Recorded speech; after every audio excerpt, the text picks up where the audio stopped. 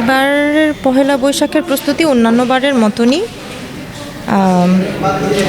আরও বেশ কয়েকজনকে বলেছি যে আমাদের এবার ঈদের পরপর হচ্ছে এই বৈশাখটা পড়ে যাওয়ার কারণে দেখা যায় যে আমাদের যারা স্টুডেন্টসরা আছে, যারা সাধারণত কাজ করে থাকে, তারা এখনও ঢাকায় এসে পৌঁছতে পারেনি অনেকেই।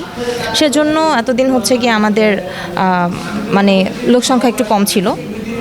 এখন আস্তে আস্তে হচ্ছে গিয়ে সবাই আসছে কাজে, বাড়ি থেকে ফিরে। এখন আবার এই লোক সমাগম বাড়ছে। এখন কাজ করে দেখা যাচ্ছে যে ভালো লাগছে বেশি, কারণ কি মানুষ।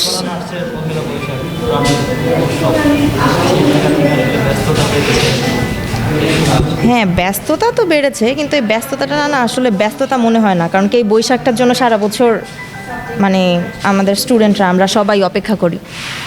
এই ব্যস্ততাটা আসলে ভালো লাগার থেকে আসে, এই ব্যস্ততাটাকে আমরা ব্যস্ততা মনে করি না। বাঙালির জন্য তো পহেলা বৈশাখ নতুনত্বের কোনো কিছু আমি দেখছি না এখানে। বাঙালি এটা তো যুগ যুগ ধরে চলে আসছে। প্রত্যেক বছরের থেকে একটু অন্যরকম হওয়ার চেষ্টা, মানে অন্যরকম একটু নতুনত্ব রাখার চেষ্টা করা হয়। ওটা আগে থেকে না বলে আপনারা যখন শোভাযাত্রায় আসবেন তখন না হয় দেখবেন।